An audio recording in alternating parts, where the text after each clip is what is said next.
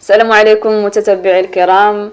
درسنا في الحصة السابقة مد اللين، وهو عنده حرفان هما الياء والواو.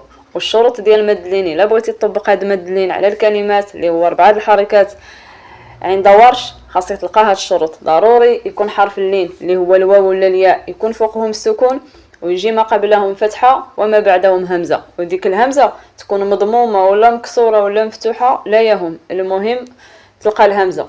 إلا لقيتي هاد الكلمة في هاد الشروط طبق عليها 4 الحركات. ولكن كاينين واحد 2 كلمات في القرآن الكريم خارجين على القاعدة، ضروري تنتبه ليهم، لأن إلا وصلتيهم ومشيتي طبقتي 4 الحركات عليهم وخا فيهم هاد الشروط كتحسب خطأ.